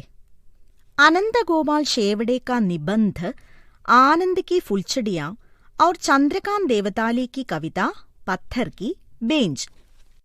ആദ്യം നമുക്ക് ആനന്ദ് की ഫുൽച്ചടിയാം എന്ന നിബന്ധ് നോക്കാം.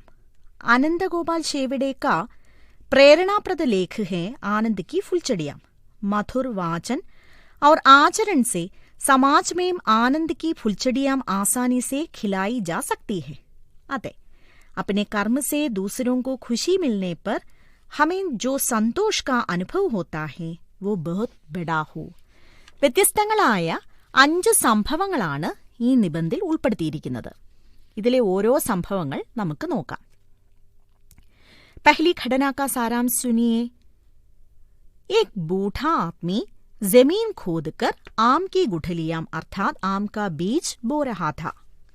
यह देखकर वहां से गुजरे एक नौजवान ने उत्सुकता से इसके बारे में पूछा. ഇനി വരുന്ന തലമുറയ്ക്ക് പ്രയോജനപ്പെടാൻ വേണ്ടിയാണ് ഇങ്ങനെ ചെയ്യുന്നതെന്ന് വൃദ്ധൻ പറഞ്ഞു. നമ്മുടെ പൂർവികർ ചെയ്ത നല്ല കാര്യങ്ങളുടെ ഫലമാണ് നാം ഇന്ന് അനുഭവിക്കുന്നതെന്നുകൂടി വൃദ്ധൻ ഓർമ്മിപ്പിച്ചു. अपने स्वार्थी जीवन से ऊंचे उठकर दूसरों को सुख और आनंद पहुंचाएं तो हम दुनिया में अधिक आनंद की सृष्टि कर सकेंगे. ഇനി ഈ ഭാഗത്തു നിന്നും ചോദിക്കാവുന്ന ചോദ്യങ്ങൾ കൂടി നമുക്ക് നോക്കാം, അല്ലേ? ആനന്ദ് കി ഫുൽച്ചെടിയാം കിസ് വിധാ കി രചന ഹേ? ശരിയാണ്, നിബന്ധ്. ഇനി അടുത്ത ചോദ്യം, നിബന്ധ് കെ ലേഖക് കോൺ ഹേ? ഹാ അനന്ത ഗോപാൽ ഷേവടെ. बूढ़ा आदमी क्या कर रहा था? हाँ, बूढ़ा आदमी जमीन खोदकर आम की गुठलियां बो रहा था. हमारे पूर्वजों की मनोवृत्ति का फल क्या है? जो अमराई जगह जगह पर देखते हैं, ये हमारे पूर्वजों की मनोवृत्ति का फल है. അടുത്ത ചോദ്യം, बूढ़े आदमी का जीवन कैसे रहा होगा? हाँ, बूढ़े आदमी का जीवन एक परम सात्विक आनंद की दीप्ति से जगमगा उठा होगा. ഇനി നമുക്ക് ഈ പാഠത്തിൽ നിന്നും പരീക്ഷയ്ക്ക് ഏറ്റവും കൂടുതൽ ചോദിക്കുവാൻ സാധ്യതയുള്ള ഒരു ചോദ്യം വിശകലനം ചെയ്താലോ? ചോദ്യം ഇതാണ്, സംക്ഷേപൺ കരയും. അതായത് തന്നിരിക്കുന്ന പാഠഭാഗം നന്നായി വായിച്ചു മനസ്സിലാക്കി ചെറിയ ചെറിയ ചോദ്യങ്ങളിലൂടെ ഉത്തരം കണ്ടെത്തി പാഠഭാഗത്തെ സമ്മറൈസ് ചെയ്ത് എഴുതുന്നതാണ് സംക്ഷേപൺ. संक्षेपण करते समय निम्नलिखित बातों पर ध्यान देना है. परिच्छेद यानी पैराग्राफ पढ़कर अधिकाधिक प्रश्न बनाएं. प्रश्नों का उत्तर क्रमानुसार लिखें. मुख्य आशय को अनुच्छेद के रूप में लिखें. शीर्षक दें. ഈ കാര്യങ്ങളാണ് ശ്രദ്ധിക്കേണ്ടത്. അപ്പോൾ സംക്ഷേപം ചെയ്യുമ്പോൾ നിങ്ങൾ ഓർക്കേണ്ട ഒരു കാര്യം, അതിനൊരു ഹെഡിങ് ഉണ്ടായിരിക്കണം എന്നുള്ളതാണ്. നമുക്ക് ആദ്യത്തെ ഭാഗം ഒന്ന് സംക്ഷേപം ചെയ്ത് നോക്കിയാലോ? ചോദ്യം ഇതാണ്, एक बूढ़ा आदमी जिसके बाल सफेद हो गए थे जमीन खोद रहा था. एक नौजवान ने जो वहां से गुजर रहा था उस बुजुर्ग को परिश्रम करते देख पूछा, बाबा ये क्या कर रहे हो? आम की गुठलियां बो रहा हूं, बूढ़े ने कहा. इस उम्र में इसके फल कब खाओगे बाबा? मैं फल नहीं खा सकता तो क्या हुआ बेटा, तुम तो खा सकोगे, मेरे तुम्हारे नाते पोते तो खाएंगे. देखो वो अमराई मेरे दादा ने लगाई थी तो उसके फल मैंने खाए, इसके फल मेरे नाती पोते खाएंगे. അപ്പോൾ ഇനി ചെറിയ ചെറിയ ചോദ്യങ്ങളിലേക്ക് കടക്കാം. बूढ़ा आदमी क्या कर रहा था?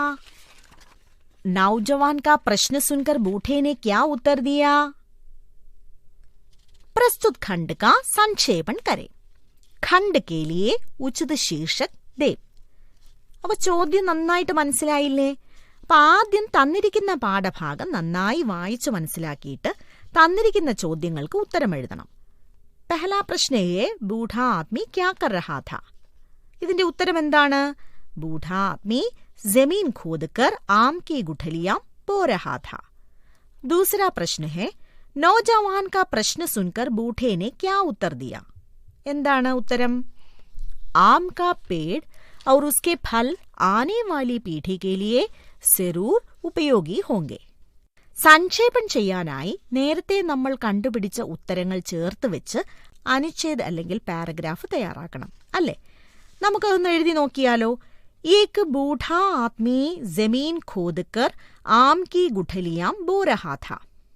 यह देखकर एक नौजवान ने इसके बारे में बूढ़े से उत्सुकता से पूछा. तब बूढ़ा ने कहा कि आगे आने वाली पीढ़ी के लिए ये काम आएगा. അടുത്തത് ആശയത്തിനനുസരിച്ച് തലക്കെട്ട് നൽകണം. ഉദാഹരണമായി ഇവിടെ നമുക്ക് പരോപകാർ എന്ന ശീർഷക കൊടുക്കാം. ഒരു സംക്ഷേപണം എങ്ങനെയാണ് തയ്യാറാക്കണം എന്നുള്ളത് മനസ്സിലായല്ലോ, അല്ലേ? ഇനി നമുക്ക് അടുത്ത ഭാഗത്തിലേക്ക് പോകാം. एक बार एक वृद्ध महिला रेलगाड़ी से यात्रा कर रही थी. बीच बीच में वो अपनी मुट्ठी से सुंदर फल और फूलों के बीज फेंक रही थी. ये देखकर एक सहयात्री ने इसके बारे में पूछा. तब महिला ने बताया कि इनमें से कुछ भी अगर जट पकड़ लेंगे तो लोगों को इससे कुछ फायदा होगा. ഈ ഭാഗത്തു നിന്നും ഒന്നോ രണ്ടോ വാക്യങ്ങളിൽ ഉത്തരം എഴുതാവുന്ന ചോദ്യങ്ങൾ നോക്കാം. रेलगाड़ी में बैठकर वृद्ध महिला क्या कर रही थी? अरे फल और फूलों के बीज बाहर फेंक रही थी. वृद्ध महिला की उम्मीद क्या थी? हाँ, वृद्ध महिला इस उद्देश्य से फल और फूलों के बीज फेंक रही थी कि अगर उनमें से कुछ बीज जड़ पकड़ लेंगे तो लोगों को कुछ फायदा होगा. ഇനി ഈ ഭാഗത്തെ ആസ്പദമാക്കി നമുക്കൊരു വാർത്താലാപം എങ്ങനെ തയ്യാറാക്കണമെന്ന് നോക്കാം. വാർത്താലാപം തയ്യാറാക്കുമ്പോൾ എന്തൊക്കെ കാര്യങ്ങളാണ് ശ്രദ്ധിക്കേണ്ടത്? എന്തൊക്കെയാണ്? പ്രസംഗാനുസാർ അഭിവ്യക്തി ഹേ, സ്വാഭാവിക് ശുരുവാത്ത് ഹേ, പ്രശ്നോത്തർ ശൈലി ഹേ, പ്രവാഹമയത ഹേ, സ്വാഭാവിക് അന്ത് ഹേ.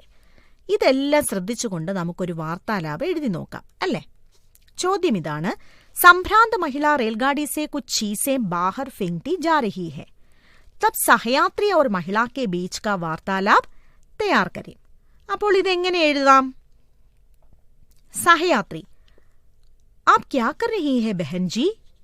महिला, मैं बीज फेंकती जा रही हूं. सहयात्री, बीज? कौन सा बीज? ഇതുപോലെ ബാക്കിയുള്ള സംഭാഷണങ്ങൾ മുന്നോട്ട് കൊണ്ടുപോകാമല്ലോ. ഇനി നമുക്ക് മൂന്നാമത്തെ ഭാഗം നോക്കാം. अमेरिका के प्रेसिडेंट बेंजामिन फ्रैंकलिन के पास एक गरीब विद्यार्थी मदद मांगने के लिए आया. बेंजामिन ने $20 दिए.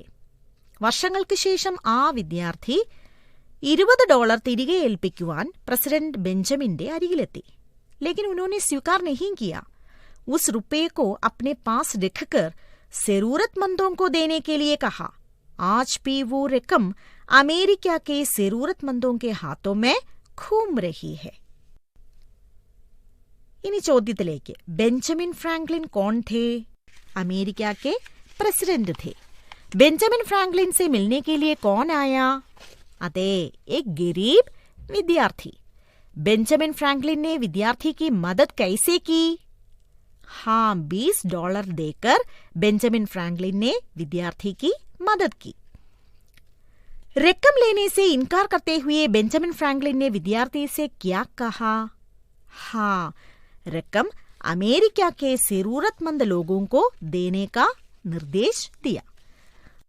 ഭാഗവുമായി ബന്ധപ്പെട്ട് ഒരു ആത്മകഥാംശം ചോദിക്കുവാനുള്ള സാധ്യതയുമുണ്ട്. ഇവിടെ പറയുന്ന രക്കം, അതായത് ബെഞ്ചമിൻ വിദ്യാർത്ഥിക്ക് കൊടുക്കുന്ന $20 ഇപ്പോഴും ആവശ്യക്കാരുടെ കൈകളിലൂടെ സഞ്ചരിച്ചുകൊണ്ടിരിക്കുകയാണ്. ആ തുക തന്റെ ആത്മകഥ എഴുതുന്നു. നമുക്ക് അതിന്റെ ഒരു ആത്മകഥാംശം തയ്യാറാക്കി നോക്കിയാലോ? ചോദ്യം ഇതാണ്, आज भी वो रकम अमेरिका में जरूरतमंदों के हाथों में घूम रही है. मान ले वो रकम अपने वर्तमान अनुभवों को आत्मकथा के रूप में जिक्र करती है. वो आत्मकथांश लिखे. सहायक संकेत, समाज की पूंजी अमीरों के हाथ में, पूंजी का समुचित वितरण से समाज का संतुलन, जरूरतमंदों के हाथों में पूंजी का 100 गुना मूल्य. बच्चों, ആത്മകഥാംശം തയ്യാറാക്കുമ്പോൾ ഇക്കാര്യങ്ങൾ കൂടി ശ്രദ്ധിക്കണേ. സ്വാഭാവിക് ശുരുവാത്ത് ഹേ, പ്രവാഹമയത ഹേ, അനുഭവോं की सूचना है, ആത്മനിഷ്ഠ ഭാഷാശൈലി ഹേ. ഇനി നമുക്ക് ഒരു ആത്മകഥാംശം എഴുതി നോക്കിയാലോ. मैं $20 की रकम हूं. मेरा जन्म अमेरिका में हुआ था. एक बार अमेरिकन प्रेसिडेंट बेंजामिन फ्रैंकलिन ने मुझे एक गरीब छात्र को दिया था. उसी दिन से कितने ही हाथों से मैं चल रही हूं. कितने जरूरतमंदों के लिए मैं काम आई, मैं ही जानती हूं. कभी दवाई दुकानों में, कभी भोजनालय में, कभी रेलगाड़ी में. मेरी जैसी न जाने कितनी रकम कितनी कितनी अलमारियों में बिना किसी उपयोग की जा रही है. जब हम जैसी रकम जरूरतों के लिए इस्तेमाल की जाएगी तब हमारी जिंदगी अनमोल बन जाएगी. ഇനി നമുക്ക് അടുത്ത ഭാഗം നോക്കാം. लेखक एक बार मुंबई जाने के लिए रेलवे स्टेशन पहुंचा. टिकट लेने के लिए वहां लोगों की भीड़ थी. യാത്രക്കാർ ബഹളം വെച്ചുകൊണ്ടിരുന്നു. ടിക്കറ്റ് ബാബു സുനാ അൻസുനാ करके अपना काम कर रहा था. ടിക്കറ്റ് ബാബുവിന്റെ ബുദ്ധിമുട്ട് മനസ്സിലാക്കിയ ലേഖകൻ യാത്രക്കാരെ ശാന്തരാക്കാൻ ശ്രമിച്ചു. लेखक की सहानुभूति भरे शब्दों का अजीब असर बेचारे टिकट बाबू पर पड़ा. वो बड़े उत्साह के साथ काम करने लगा. ടിക്കറ്റ് ബാബു का दिल मोम के समान हो गया. ഇനി ചോദ്യങ്ങളിലേക്ക്. भीड़ खूब रहती थी क्यों? गाड़ियों की संख्या कम होने के कारण. അടുത്ത ചോദ്യം. छीना झपटी होती थी क्यों? लड़ाई के कारण कंपनी ने गाड़ियों की संख्या कम कर दी थी. भीड़ खूब रहने के कारण टिकट लेने के लिए छीना झपटी होती थी. അടുത്ത ചോദ്യം. टिकट बाबू अपनी नाराजगी कैसे प्रकट करता है? टिकट बाबू देर से टिकट देकर अपनी नाराजगी प्रकट करता है. അടുത്ത ചോദ്യം. टिकट बाबू पर लेखक के शब्दों का क्या असर पड़ा? टिकट बाबू पर लेखक के शब्दों का अजीब असर पड़ा. उन्होंने उत्साह से जल्दी जल्दी टिकट काटकर भीड़ छांटना शुरू किया. അടുത്ത ചോദ്യം കൂടി നോക്കൂ. लेखक ने टिकट बाबू को कैसे प्रभावित किया? लेखक ने टिकट बाबू को सहानुभूति और विनम्रता के व्यवहार से प्रभावित किया. उनके थोड़े शब्दों ने उसे नई ताकत दी. ഈ ഭാഗത്തെ ആധാരപ്പെടുത്തി ടിക്കറ്റ് ബാബു और लेखक के बीच का वार्तालाप, ടിക്കറ്റ് ബാബു की डायरी, संक्षेपण, പത്ര തുടങ്ങിയ ചോദ്യങ്ങളും ചോദിക്കാനുള്ള സാധ്യത ഏറെയാണ്. ഇനി നമുക്ക് അഞ്ചാമത്തെ ഭാഗം നോക്കാം. लेखक एक बार खाता खोलने के लिए बैंक गए. അവിടുത്തെ ക്ലർക്കിന്റെ കൈയക്ഷരം വളരെ മനോഹരമായിരുന്നു. लेखक ने उनकी प्रशंसा की. यह सुनकर क्लर्क का चेहरा प्रसन्नता से खिल उठा. लेखक भी बड़ा प्रसन्न हुए क्योंकि उनके शब्दों से क्लर्क के जीवन में थोड़ी सी खुशी मिली. ഈ ഭാഗത്തു നിന്നും ചോദിക്കുവാൻ സാധ്യതയുള്ള ചോദ്യങ്ങൾ നമുക്ക് നോക്കാം. कौन हिसाब खोलने के लिए गया? लेखक. അടുത്ത ചോദ്യം. लेखक ने क्लर्क से क्या कहा? लेखक ने क्लर्क से कहा, जरा पासबुक दिखाइए तो, आपकी लिपि तो सुंदर दिखती है. അല്ലേ? ഇനി കുട്ടികളെ ഈ ഭാഗത്തെ ആസ്പദമാക്കിയും പത്ര, ഡയറി, വാർത്താലാപ്, സംക്ഷേപൺ എന്നീ ചോദ്യങ്ങൾ വരാനുള്ള സാധ്യതയുണ്ട്. ഇവ കൂടാതെ ഈ പാഠത്തിൽ നിന്നും വിജ്ഞാപൻ ചോദിക്കാനുള്ള സാധ്യത വളരെയേറെയാണ്. വിജ്ഞാപൻ എന്നാൽ പരസ്യം. ആദ്യം നമുക്കൊരു വിജ്ഞാപൻ തയ്യാറാക്കുമ്പോൾ ശ്രദ്ധിക്കേണ്ട കാര്യങ്ങൾ എന്തൊക്കെയാണെന്ന് നോക്കാം. सरल भाषा का प्रयोग है, मुहावरेदार शैली है, लाभ और गुणवत्ता का जिक्र है, रूपरेഖ ആകർഷക है. ഇതിനെ അടിസ്ഥാനപ്പെടുത്തി ഒരു വിജ്ഞാപൻ തയ്യാറാക്കണം. ഒരു ചോദ്യമാതൃക നോക്കാം. मान ले रेलगाड़ी में सफर करने वाली वृद्ध संभ्रांत महिला की नजर डिब्बे में चिपके हुए विज्ञापन पर पड़ती है, जो रक्तदान के महत्व को रेखांकित करता है. संकेतों के सहारे वो विज्ञापन तैयार करें. സഹായക സൂചകങ്ങൾ സമഭാവ, സഹിഷ്ണുത, മാനവപ്രേം, ജീവൻദാൻ. ചോദ്യം മനസ്സിലായല്ലോ. ഇതനുസരിച്ച് ഒരു പരസ്യം തയ്യാറാക്കണം. പ്രിയപ്പെട്ട കുട്ടികളെ, 5 ഭാഗങ്ങളിൽ നിന്നും ഒറ്റവാക്കിൽ ഉത്തരം എഴുതുവാനുള്ള ചോദ്യങ്ങൾ സംക്ഷേപൺ, പത്ര, ഡയറി, ആത്മകഥാംശ്, വാർത്താലാപ്, വിജ്ഞാപൻ എന്നിവ ചോദിക്കുവാനുള്ള സാധ്യത ഏറെയാണ്. ഇവയെല്ലാം എങ്ങനെയാണ് എഴുതേണ്ടതെന്നും നാം വിശദീകരിച്ച് ചർച്ച ചെയ്തു. അതുപോലെ ജീവൻ വൃത്ത് പഠിക്കർ ടിപ്പണി യാ അനുച്ഛേദ തയ്യാർ കരേം എന്ന ചോദ്യവും ഈ പാഠത്തിൽ നിന്നും ചോദിക്കാവുന്നതാണ്. ഇനി നമുക്ക് അടുത്ത പാഠത്തിലേക്ക് പോകാം. പഴയ തലമുറയിലെ നൂതനങ്ങളായ ആശയങ്ങളുടെ വക്താവായ ശ്രീ ചന്ദ്രകാന്ത് ദേവതാലെ എഴുതിയ പത്ഥർ കി ബേഞ്ച് എന്ന കവിതയുമായി ബന്ധപ്പെട്ട ചോദ്യങ്ങൾ നോക്കാം. സമകാലീന നൂതന ആശയങ്ങൾ ഉൾപ്പെടുത്തി സമൂഹത്തിലെ യാഥാർത്ഥ്യത്തെ അദ്ദേഹം തന്റെ കവിതകളിലൂടെ വ്യക്തമാക്കുന്നു. ആപ്കാ ജന്മ മധ്യപ്രദേശ് മേ ഹുവാ, ദീവാരോं पर खून से, पत्थर की बेंच, उसके अपने, पत्थर फेंक रहा हूं ആദി ആപ്കി പ്രമുഖ രചനായേ ഹെ. പത്ഥർ കി ബേഞ്ച് ഒരു സമകാലീന കവിതയാണ്. വർത്തമാന സമൂഹവും ചുറ്റുപാടുമാണ് അദ്ദേഹത്തിന്റെ കവിതകളിലെ പ്രധാന വിഷയം. मनुष्य की जिंदगी में सार्वजनिक जगहों की महत्वपूर्ण भूमिका है, जहां सुख दुख का, आशा निराशा का लेन देन होता है. पत्थर की बेंच कविता में इसका उल्लेख है. इनी कविതയുടെ ആശയത്തിലേക്ക് കടക്കാം. पत्थर की बेंच, जिस पर रोता हुआ बच्चा बिस्किट कुतरते चुप हो रहा है, जिस पर एक थका युवक अपने कुचले हुए सपनों को सहला रहा है, जिस पर हाथों से आंखें थाम एक रिटायर्ड बूढ़ा भर दोपहरी सो रहा है, जिस पर वे दोनों जिंदगी के सपने बुन रहे हैं.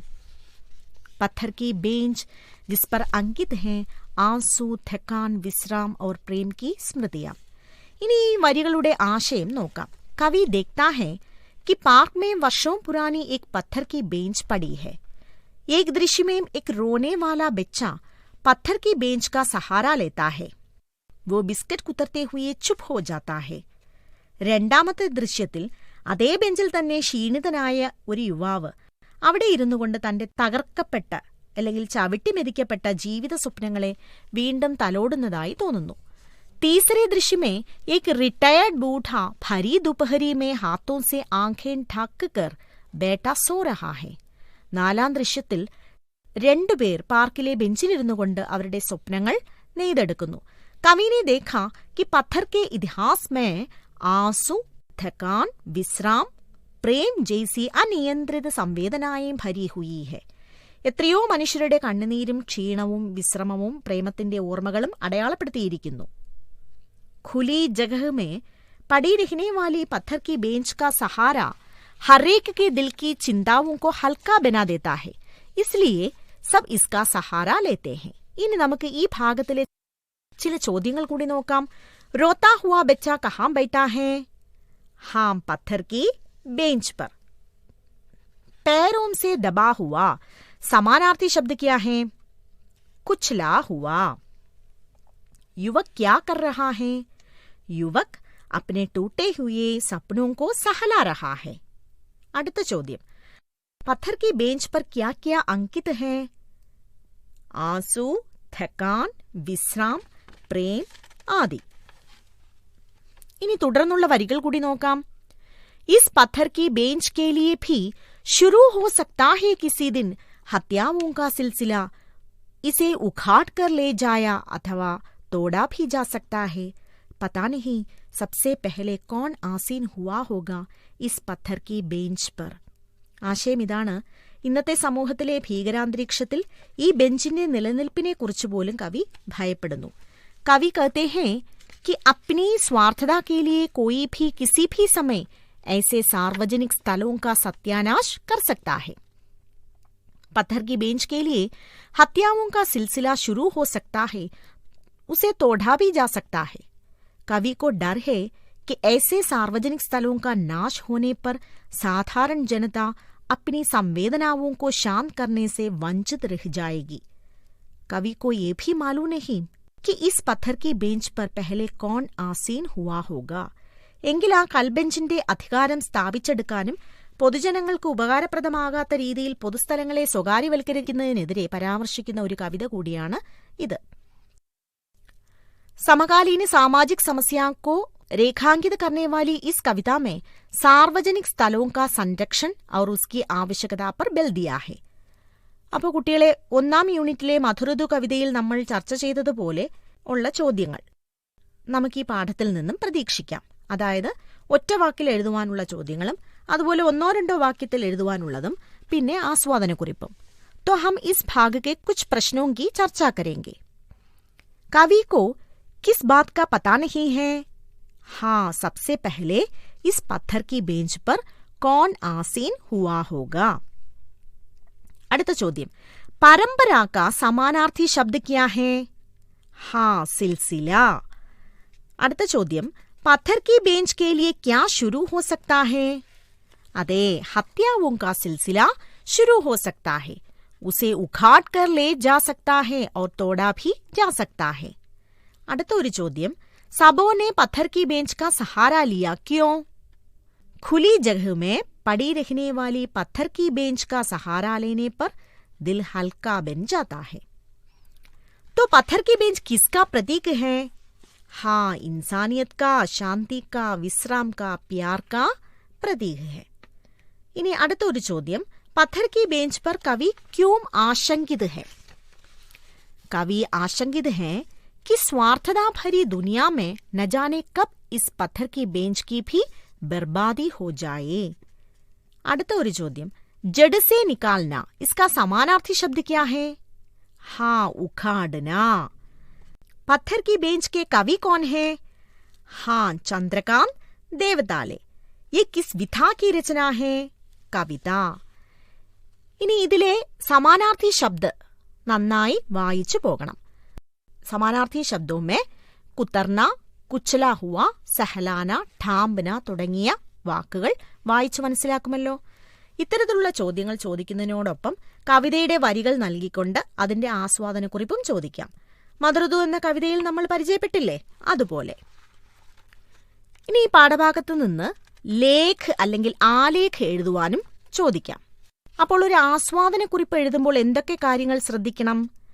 കവി കാ പരിചയ്, कविता की काव्यधारा और रचनाकाल की सूचना, कविता का सार, अपने दृष्टिकोण में कविता का विश्लेषण. ഇതുപോലെ വരികൾ നൽകിയിട്ട് ആശയം വ്യക്തമാക്കുവാനും ചോദിക്കാം. അതായത് ചോദ്യത്തിൽ കവിതയിലെ ചില വരികൾ നൽകിയിരിക്കും, ആ വരികളുടെ ആശയം വ്യക്തമാക്കണം. കവിതയുടെ സാരാംശം പഠിച്ചിരുന്നാൽ ഇത് എളുപ്പം എഴുതുവാൻ കഴിയും. ഉദാഹരണത്തിന് കവിതാംശ് കി പങ്ക്തിയോं का आशय व्यक्त करें. വരികൾ ഇതാണ്: പത്ഥർ की बेंच जिस पर अंकित हैं आंसू, थकान, विश्राम और प्रेम की स्मृतियां. ഇനി ഈ പാഠഭാഗത്ത് നിന്ന് ആലേഖ് അല്ലെങ്കിൽ ലേഖ് എഴുതുവാനും ചോദിക്കാം. ഒരു ചോദ്യം നോക്കൂ. संकेतों के आधार पर लेख लिखें. विषयम समाज निर्माण में सार्वजनिक जगहों का योगदान. सहाय सूचकങ്ങൾ सामाजिकता का संगम स्थान, दूसरों के सुख दुख पर हमदर्दी, घटती सार्वजनिक जगहें, സ്വാർത്ഥ കി ജീത്, പ്രാസംഗികത. ഒരു ലേഖ എഴുതുന്നത് എങ്ങനെയെന്ന് നമ്മൾ അനുതാപ് എന്ന പാഠത്തിൽ വ്യക്തമായി വിശദീകരിച്ചു പറഞ്ഞു അല്ലേ? അപ്പോൾ ലേഖ തയ്യാറാക്കുമ്പോൾ എന്തൊക്കെ കാര്യങ്ങൾ ശ്രദ്ധിക്കണം? ഭൂമിക ഹേ, സഭി ബിന്ദുओं को समेकित किया है, अपना दृष्टिकोण व्यक्त किया है, उपसंहार है. ഇനി മധുരദു പാഠഭാഗത്തിൽ വ്യക്തമാക്കിയതുപോലെ ജീവൻ വൃത്തിക്ക് ആധാർ पर ചന്ദ്രകാന്ത് ദേവദാലേ के बारे में एक അനുച്ഛേദ് അല്ലെങ്കിൽ അനുച്ഛേദ് യാ ടിപ്പണി തയ്യാർ കരേം എന്ന ചോദ്യവും ഈ പാഠത്തിൽ നിന്നും പ്രതീക്ഷിക്കാം. ഇനി ഒരു പോസ്റ്റർ കൂടി പരിചയപ്പെടാം. ഏതെങ്കിലും പൊതുവിഷയവുമായി ബന്ധപ്പെട്ട് പൊതുജനങ്ങൾക്ക് നൽകുന്ന അറിയിപ്പാണ് പോസ്റ്റർ എന്ന് നമുക്കറിയാം അല്ലേ? ഒരു ചോദ്യ മാതൃക പരിചയപ്പെടാം. മാൻലേ आपके स्कूल में 14 नवंबर को बाल दिवस समारोह का उद्घाटन शिक्षा मंत्री द्वारा संपन्न होने वाला है. उसके लिए एक आकर्षक पोस्टर तैयार करें. അപ്പോൾ അത് എങ്ങനെ തയ്യാറാക്കണം? ഉദാഹരണമായി ബാലദിവസ് സമാരോഹ്, ഉദ്ഘാടൻ സമാരോഹ്, GHSS നെടുവേലി में, स्थान स्कूल सभागृह, तारीख 14 नवंबर 2021, समय सुबह 10 बजे, उद्घाटक आदरणीय केरल के शिक्षा मंत्री. तद अवसर पर हिंदी मंच द्वारा आयोजित मनोरंजन कार्यक्रम होंगे. समारोह में सबका स्वागत, ഹിന്ദി മഞ്ച്, GHSS നെടുവേലി. അപ്പോൾ ഒരു പോസ്റ്റ് തയ്യാറാക്കുമ്പോൾ എന്തൊക്കെ കാര്യങ്ങളാണ് നമ്മൾ ശ്രദ്ധിക്കേണ്ടത്? വിഷയവസ്തു, മുഖ്യ ബിന്ദുവോं का चयन, അനുകൂൽ വാക്യാംശോं का प्रयोग, ആകർഷക് രൂപരേഖ. ഈ സൂചകങ്ങൾ വെച്ചുകൊണ്ട് ആകർഷകമായ പോസ്റ്റർ തയ്യാറാക്കുമല്ലോ. ഇനി ഈ പാഠങ്ങളല്ലാതെ सूचना का अधिकार पत्र, ഫിലിമി സമീക്ഷ, അനുവാദ, പാരിഭാഷിക് ശബ്ദാവലി തുടങ്ങിയ പാഠങ്ങളിൽ നിന്നുമുള്ള ചോദ്യങ്ങളും പ്രധാനപ്പെട്ടവയാണ്. ഒന്നാം യൂണിറ്റിലെ യേ ഹമാരാ അധികാർ ഹെ എന്ന പാഠത്തിൽ സൂചനാ കാ അധികാർ പത്ര ഒരു പ്രധാന ചോദ്യമാണ്. ഒരു വിവരാവകാശ കത്ത് എങ്ങനെ തയ്യാറാക്കണമെന്നാണ് ഇതിൽ പറഞ്ഞിട്ടുള്ളത്. ഇനി രണ്ടാമത്തെ യൂണിറ്റിലെ രണ്ടാമത്തെ പാഠമായ ഫിലിമി സമീക്ഷ, അതിൽ ഒരു സിനിമയുടെ അവലോകനം അല്ലെങ്കിൽ നിരൂപണമാണ് നടത്തേണ്ടത്. നമ്മുടെ പാഠപുസ്തകത്തിൽ ശ്രീ സഞ്ജയ് ലീല ഭൻസാലി സംവിധാനം ചെയ്ത ബ്ലാക്ക് എന്ന ഹിന്ദി ചലച്ചിത്രത്തിന്റെ നിരൂപണമാണ് നൽകിയിരിക്കുന്നത്. ഇതുപോലെ ഏതു ഭാഷയിലെ ചലച്ചിത്രത്തെയും നമുക്ക് നിരൂപണം ചെയ്യാം. അപ്പോൾ ഒരു ഫിലിമി സമീക്ഷ എഴുതുമ്പോൾ എന്തൊക്കെ കാര്യങ്ങളാണ് നമ്മൾ ശ്രദ്ധിക്കേണ്ടത്? ഫിലിം കെ കഥാസാർ കാ പരിചയ്, അഭിനയ് की खूबियां या कमियां, निदेशन की क्षमता पर विचार, पटकथा, संवाद, छायांकन, ध्वन्यांकन, संपादन, गीत, अपने विचारों का समर्थन. ഈ പറഞ്ഞ കാര്യങ്ങളെല്ലാം ഉൾക്കൊള്ളിച്ചുകൊണ്ടാണ് ഏതൊരു ചലച്ചിത്രത്തിന്റെയും ഫിലിമി സമീക്ഷ നമ്മൾ തയ്യാറാക്കേണ്ടത്. ഇനി മൂന്നാമത്തെ യൂണിറ്റിലെ മൂന്നാമത്തെ പാഠമായ അനുവാദ് ഏറെ പ്രധാനപ്പെട്ടതാണ്. അനുവാദ് എന്നാൽ വിവർത്തനം എന്നാണ് അല്ലേ? സാധാരണ ഇംഗ്ലീഷിൽ നിന്നും ഹിന്ദിയിലേക്ക് വിവർത്തനം ചെയ്യുവാനുള്ള സംഭാഷണങ്ങളായിരിക്കും നമുക്ക് തരുന്നത്. ഉദാഹരണമായി ഒരു ചോദ്യം നോക്കാം. സംവാദ് പഠേ ഔർ उसका हिंदी में अनुवाद करें. Aravind, did you send the mail to Chandrakant Devtale? Rasia, yes, I sent yesterday. ഇതനുസരിച്ചൊന്ന് വിവർത്തനം ചെയ്തു നോക്കിയാലോ. അരവിന്ദ്, क्या तुमने चंद्रकांत देवताले को मेल दिया? रसिया, हाँ, मैंने कल ही भेजा था. ഇങ്ങനെ മുന്നോട്ട് കൊണ്ടുപോകണം. ഇനി 4ാമത്തെ യൂണിറ്റിലെ 2ാമത്തെ പാഠമായ പാരിഭാഷിക് ശബ്ദാവലി വളരെ പ്രധാനപ്പെട്ടതാണ്. സൂചനാ പ്രൗദ്യോഗികി അല്ലെങ്കിൽ ഐടിയുമായി ബന്ധപ്പെട്ട സാങ്കേതിക പദങ്ങളാണ് ഈ പാഠത്തിൽ പ്രതിപാദിക്കുന്നത്. പാരിഭാഷിക് ശബ്ദം എന്നാൽ ഒരു നിശ്ചിത അർത്ഥത്തിൽ പ്രയോഗിക്കുന്ന വാക്കുകളാണ്. ചില സാങ്കേതിക പദങ്ങൾ നമുക്ക് പരിചയപ്പെടാം. കമ്പ്യൂട്ടർ, സംഗണക്, ഫയൽ, സഞ്ചിക, ആഡ് അക്കൗണ്ട്, ഖാത്ത ജോഡേം, റിസോഴ്സ്, സംസാധൻ. ഇനി പാരിഭാഷിക് ശബ്ദാവലിയുമായി ബന്ധപ്പെട്ട ഒരു ചോദ്യ മാതൃക കൂടി നമുക്ക് ചർച്ച ചെയ്യാം. സഹി മിലാൻ കരേം, resource, save, program, chats, search, file, internet, process. അടുത്ത കോളത്തിൽ സഞ്ചിക, ഖോജ്, സംസാധൻ, പ്രക്രിയ, അന്തർജാൽ, സഹേജേം, പ്രക്രം, ബാത്ചീത്. ഇതിൽ നിന്നും ശരിയായ സാങ്കേതിക പദങ്ങൾ എടുത്തെഴുതണം. ഉദാഹരണമായി റിസോഴ്സ്, സംസാധൻ, സേവ്, സഹേജേം. കൂട്ടുകാരെ, +1 പാഠഭാഗത്തിൽ നിന്നും ചോദിക്കുന്ന ചോദ്യങ്ങളാണ് നമ്മൾ ചർച്ച ചെയ്തത്. प्रिय दोस्तों, आशा करती हूँ कि आप लोगों को हिंदी रिवीजन कक्षा से बहुत अधिक मदद मिली हो. पाठ्य पुस्तिका बारंबार पढ़ें और इन नमूने प्रश्नों से भी गुजरे. कोई शंका है तो अपनी हिंदी अध्यापिका से पूछ लें. तब तक के लिए समाप्त करती हूँ. धन्यवाद. ഇപ്പോൾ നിങ്ങൾ കേട്ടത് ഫോക്കസ് ഏരിയ അധികരിച്ചുള്ള കൈറ്റ് വിക്ടേഴ്സ് തയ്യാറാക്കിയ ഫസ്റ്റ് ബെൽ ഓഡിയോ ക്ലാസ്.